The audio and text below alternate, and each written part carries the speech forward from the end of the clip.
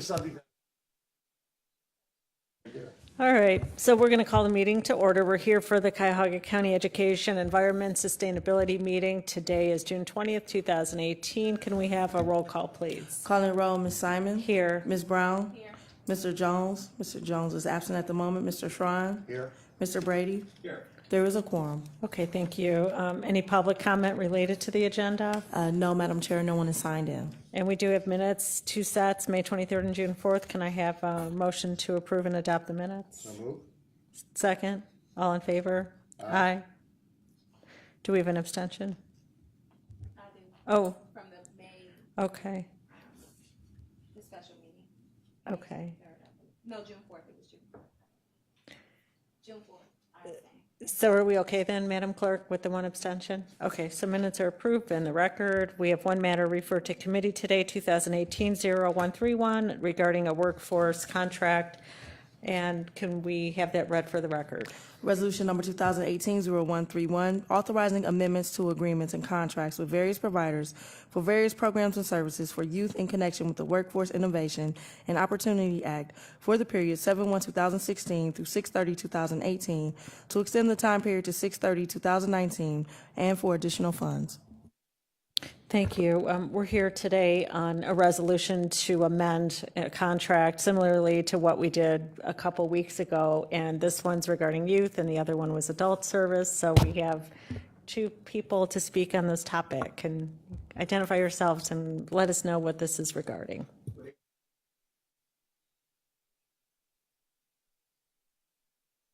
Deputy Director, CFO, and I have with me Steve Greenwell, who is the Program Manager overseeing Youth Services. We're asking to amend a contract for the period to extend the contract from June 30th, 2018 to extend through June 30th, 2019. Our funding is under the Federal Workforce Innovation and Opportunity Act. That funding comes to us on a program year, which is July through June cycle. These dollars that we're asking to amend, I enter into contracts via a competitive RFP process, and this is the last year we can amend the contract. Next year, we will go for an RFP for these services. These dollars are to extend 6 contracts for agencies that serve youth. And to be eligible for the program, they have to be low-income youth and with a barrier. At least 75% of the funds have to serve out-of-school youth with up to 25% in school. The out-of-school are for the ages 16 to 24, in school 14 to 21. Now, I will say that the amounts identified for the agencies represent up to 75% of their current contract. We just wanted to enter into a contracts early with conservative amounts so we would have something in place July 1st. We will come to you, we just found out on June 4th what our actual allocations will be for this next fiscal year. We wouldn't have the contracts in time. We're currently undergoing contract negotiations.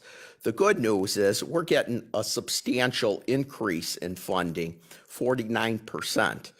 You know, the bad news is some of the factors that cause that increase are some not so good metrics for this area, like number of impoverished youth, number of impoverished individuals, and laid off people. So we will have more money to work with.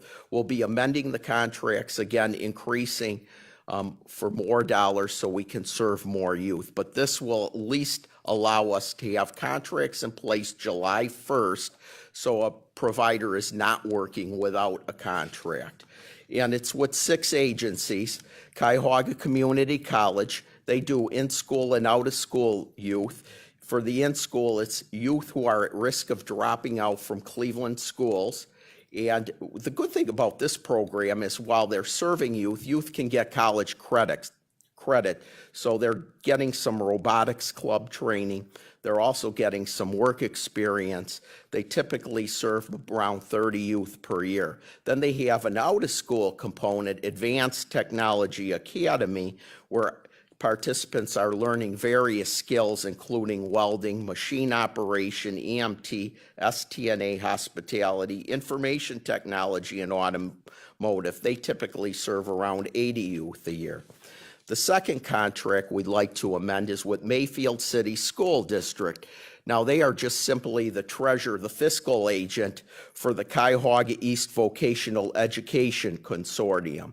This contract serves disabled youth through suburban East Side school districts, and they're also serving youth at risk. And disabled individuals are identified as a barrier. That's one of the preferred populations for the WIOA funds to assist individuals with disability.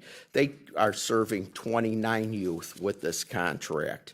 The third contract is with Linking Employment Abilities and Potential. They also serve youth with disabilities. They serve Glenville and Rhodes High School students. They're assisting youth in danger of dropping out, and they provide some supports and work experience. They're serving 36 youth right now. The fourth is Ohio Guidestone. They're serving out-of-school youth, and they provide job training, employment. They're getting occupational skills training with a recognized credential in customer service, hospitality, ServSafe Food Manager, STNA, and National Center for Construction Education and Research. They typically serve around 100 to 130 youth.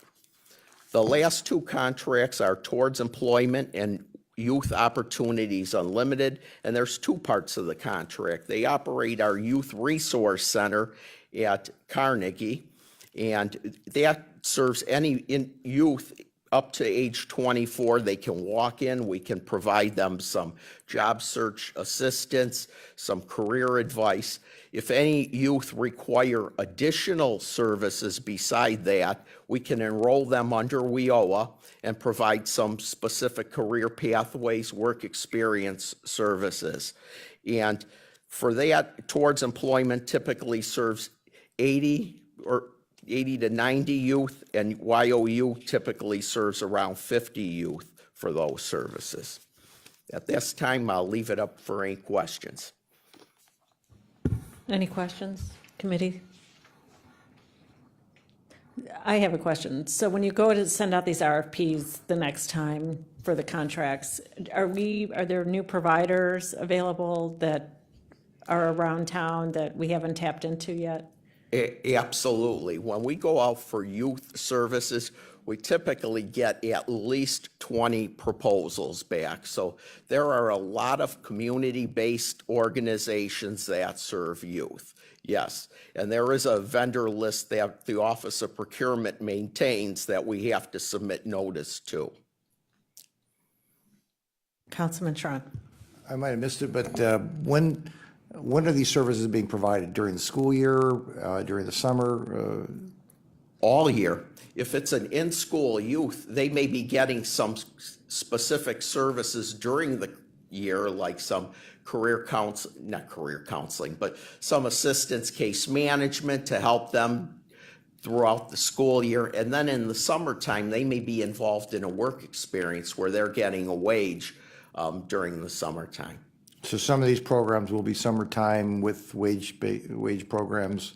The schools generally can't do a wage program, so. It doesn't necessarily have to be a wage. We can do a stipend-related payment. The Department of Labor also approves, beside a wage payment, but it could be a stipend-related payment for like achievement of certain outcomes during a work experience.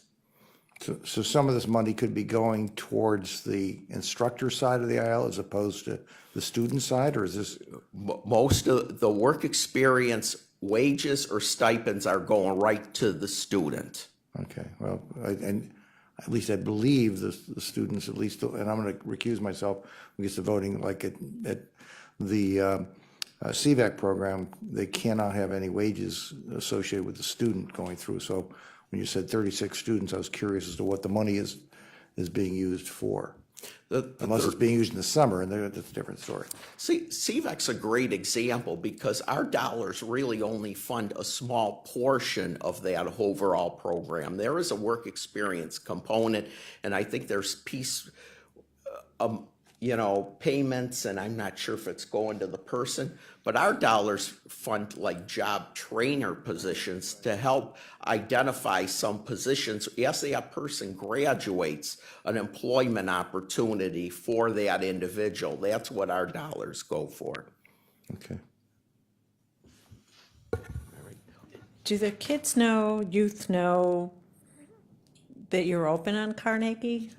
How do they know how to get there, and what's the response to them just walking in? I mean, this is a relatively new spot too, right? In the not Whitlatch. It was. Yeah, it's the old Whitlatch, and we try to not call it that because only I know, the county sorry. people know that name. But yeah, so 1910 Carnegie, and actually the youth services folks, and when we closed Bolivar, everyone else went to Parma, but the youth services went right away to the 1910 site and started out in the garden level there. It took a while to catch on. One of the contracts with YOU is for an outreach position, and that's their job to help bring people in. But now that all the operations are there, we have seen an uptick of the number of people coming, and it's all about the outreach, getting not only out in person, but getting on the social media and getting folks to know about that. But the numbers are down a little bit from last year, and we know that's because of the move and that change, and just getting the word out, because we had some people still saying, "Oh, I refer people to your place on Bolivar." It's like, we haven't been there for almost a year. So, it's just really incumbent on the outreach people to keep getting the word out. Question from Councilwoman Brown. And pardon me if you answered this. So do we have some type of system in place relative to those people who end up at Boulevard? Do we have a communication mechanism for them to be referred to the current location or arrangement agreement? Well, it's not formal, but fortunately, ULA, who is the one-stop operator, has offices on Boulevard. So it has happened when someone's come looking for youth services, the Boulevard ULA staff know, oh, you need to go to 1910 Carnegie. So, we don't really have too much of that, but fortunately, even though our offices are closed, ULA is there, and they have referred people when they see them come wandering around looking for youth services. And then I guess it wouldn't hurt just to do a reminder or refresher to all of our partners that maybe continue to still send people over to Boulevard to let them know that, hey, we got a new spot here. Okay, thanks. Any other questions? So it looks like we need to have this referred under second reading suspension to the next council meeting, so the contract amendments can begin officially on July 1. We would really appreciate that. Yeah. Thank you. Okay, yes. So do I have a motion to move this to the full? No, you can't. Okay, second. I'll second. All in favor? Aye. Before. And you're gonna, Yeah, okay. I'm abstaining from voting. okay, Sorry. okay. When do you want that on the record? No. Okay, thank you. I'm going to abstain from the vote only because the CVAC program is very actively involved at Juergens Incorporated, and though we've never hired anybody until this year, we did actually hire a CVAC student upon graduation, so we did hire one through this year's program. Thank So, you. Yeah, they're great kids. Okay, great. Okay, so all in favor with one abstention? Aye. And any opposed? Okay, so this will be on our June 26th meeting agenda, and I'll recommend passage. Thanks. I think that's it. Any other public comment or, no Madam Chair. miscellaneous business for me, so we are adjourned. Thanks.